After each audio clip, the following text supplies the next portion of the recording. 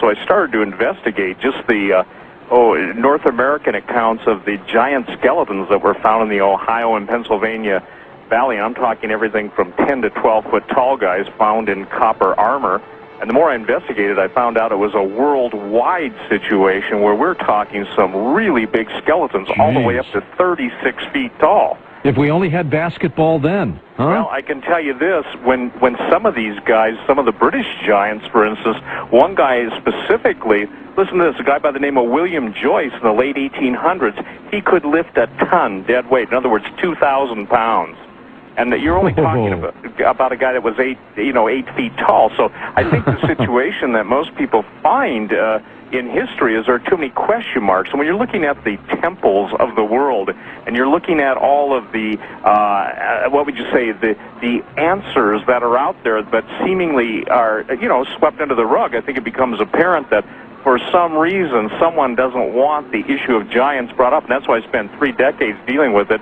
And as you know, the book has got on the front cover a British explorer with 2 12-foot giants from Kashmir standing over him. Now, again, this was in the late 1890s, and as early as 1970, in the jungles of the Amazon, there have been actual reports of people running into very shy natives who are in excess of 9 feet tall. How tall do you think the little guy is in the middle on your cover of your book, Genesis 6? According to they claim he's right at 6 feet. When I got that from a group of people in London that have the only photos of these guys around. Also in the book, I have a picture of a 12'2" Irish mummy, and it's fascinating because later in the show we can get into the mummy issue. But the point that's fascinating is if you take guys that are all the way up to 36 feet tall, 20 feet tall. The Emperor of China had 2 15-foot guards. Charlemagne himself was surrounded by rather large individuals. We have a Roman emperor named Maximinius who was a giant himself. His wife's bracelet, George, would fit around his thumb. We're talking about people that are, we're talking about people with big egos, big appetites, and incredible strength. We're not talking about the medical situation that you see sometimes on the History Channel where they show giants as being these guys that don't live very long, obviously like Andre the Giant, who was a wrestler. Right. We're talking about guys with unbelievable strength, unbelievable knowledge, and unbelievable wisdom.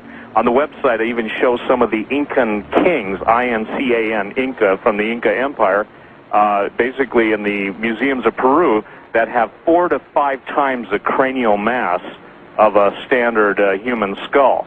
So we're not only talking about big guys, we're talking about people with incredible intelligence, and we're talking about an answer that obviously classical anthropology and archaeology, these guys don't want to deal with this. I think it was David Hatcher Childress that coined the word Smithsonian Gate. In other words, a cover-up of history that's rather pronounced. And when you begin to dig, as I began digging over 30 years ago, you can find out that the reports of newspapers in America, of newspapers around the world. Interestingly enough, after I did the last show with Art, somebody went on the website and they sent me from Eastern Europe, they've already sponsored I guess you'd say an undertaking to go into some of the caves where they found a whole, basically, cavern of giant skeletons.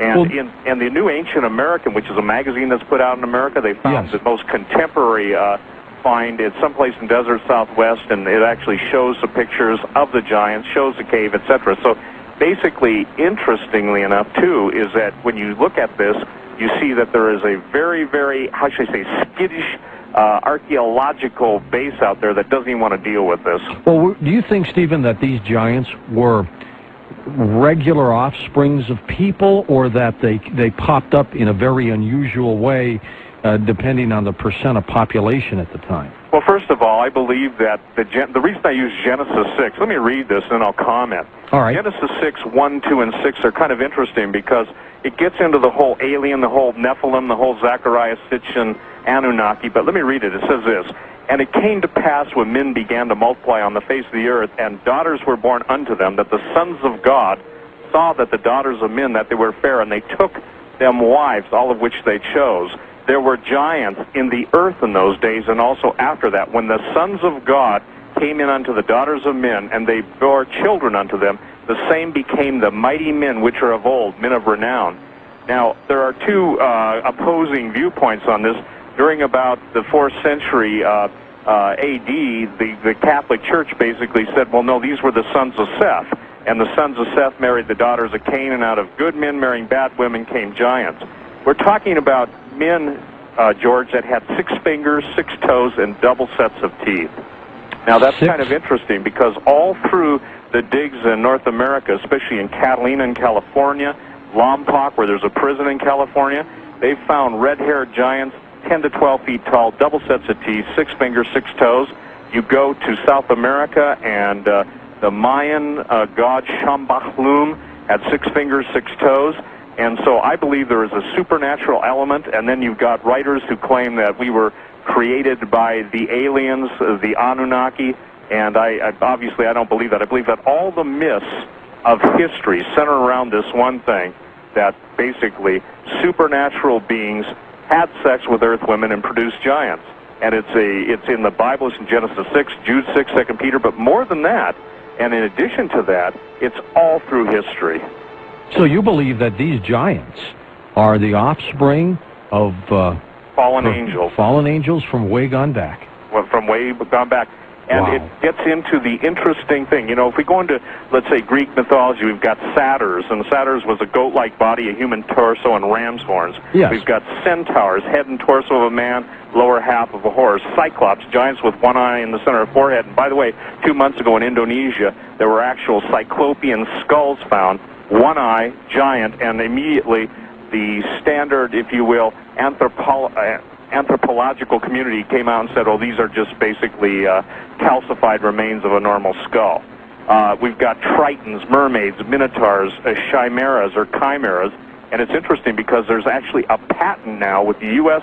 Patent Office that combines human DNA and animal DNA.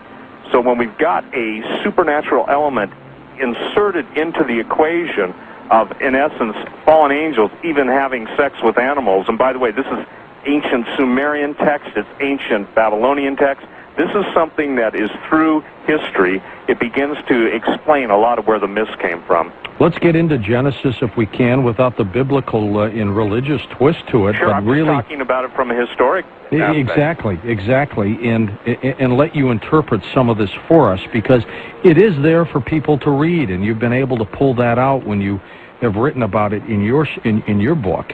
But it is there, and it has gone on since the beginning of time here, hasn't it? It has, and you know, it's interesting because, again, you know, basically you have from just the Genesis account of these fallen angels having sex with earth women, producing, again, a race of incredible people. You know, everybody's heard of David and Goliath, yes. But what they don't know is that Goliath had, you know, 4 brothers, and these guys all had 6 fingers, 6 toes. There's a guy named Og, O-G, not a hard name to remember, and some scholars place him at 18 feet tall.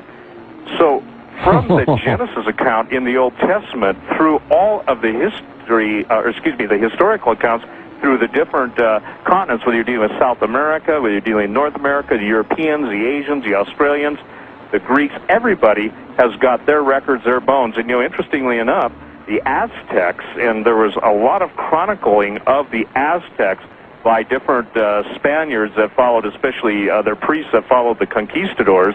And basically, the Aztecs said their entire civilization was built by giants. Tiwanaku in Bolivia, up by Lake Titicaca. The point is that they have fantastic architecture that still no one can explain. Baalbek, the giant cities of B-A-S-H-A-N, Bashan, which were called the cities of the giants.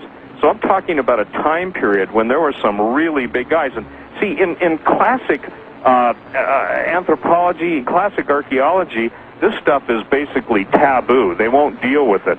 And it's fascinating because when you go even to 1905 in the Phoenix Gazette, there are actual full front page stories about a gentleman from the Smithsonian named Kincaid who actually found caverns with giant statuary from Egypt, etc.